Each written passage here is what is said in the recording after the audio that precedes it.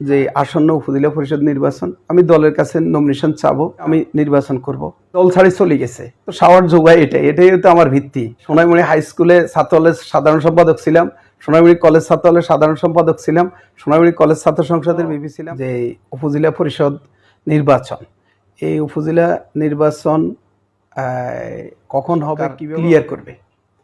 Clear করলে যদি উপজেলা নির্বাচন হয় তাহলে আমি দীর্ঘদিন এই দলের সাথে জড়িত, কখনো কস্মিন কালেও আমি দল ছেড়ে যাই নাই।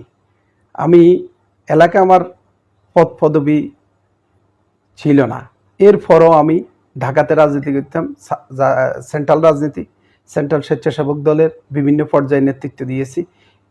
রিজভিভাইয়ের কমিটির আমি সহপ্রচার সম্পাদক দিয়ে জাতীয়তাবাদী স্বেচ্ছাসেবক দলের সেন্ট্রাল রাজনীতি আমি শুরু করেছি। হাবিবুর নবী খান সোহেল ভাইয়ের কমিটিতে আমি প্রচার সম্পাদক ছিলাম জাতীয়তাবাদী স্বেচ্ছাসেবক দলে। পুরো দেশব্যাপী রাজনীতি করেছি, এখানে আন্দোলন সংগ্রামে ভূমিকা রেখেছি। এরপর শফিউল বারী বাবুর কমিটির আমি 1 নম্বর সহসাধারণ সম্পাদক হয়েছি। আমার যদি ধারাবাহিকতা রাজনীতিকে না থাকতো তাহলে আমার এই পদ পদবিতে আমি আসতাম না। এরপর দীর্ঘদিন আমি এলাকায় বিভিন্নভাবে, একবার আমি এলাকায় ইউনিয়ন পরিষদের নির্বাচন করেছি।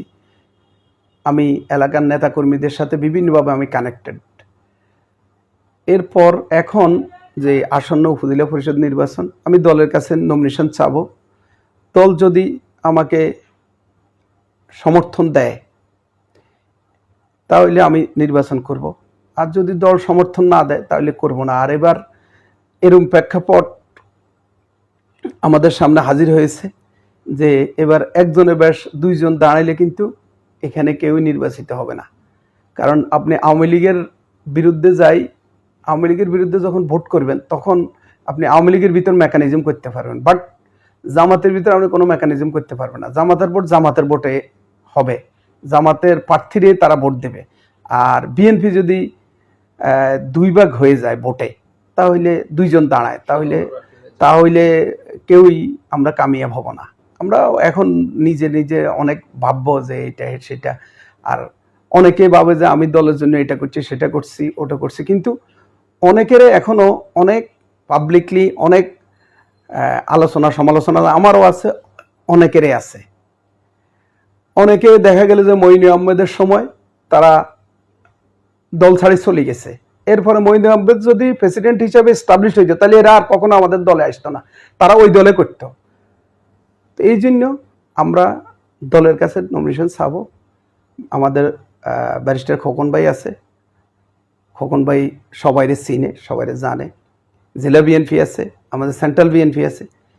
তো এখন যদি দল আমার বিবেচনা করে তাহলে ইনশাল্লাহ আমি ভোট করব, ভোট করে হয়তো জনগণের জন্য কিছু করার চেষ্টা করব। এই হ্যাঁ, ইনশাল্লাহ আমার তো সাওয়ার যোগায় এটাই তো আমার ভিত্তি।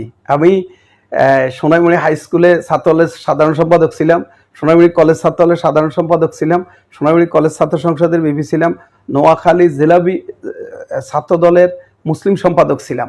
এরপর আমি সেন্ট্রাল রাজনীতিতে এসে ইনশাল্লাহ পুরো দেশব্যাপী ইনশাল্লাহ আমার বিচরণ ছিল। যারা আমার সাথে রাজনীতি করেছে তারা বুঝে যে আমি কিভাবে পুরো দেশব্যাপী আমি রাজনৈতিক বিচরণ করেছি। তো এটা তো আমার একটা সাহস। আর এখানে কেন্দ্রে অনেক লোকের সাথে আমার সাই সম্পর্ক আছে, পরিচিত আছে, তারাও আমার সাহস যোগাচ্ছে আগামী নির্বাচনে উপজেলা ভোট করার জন্য।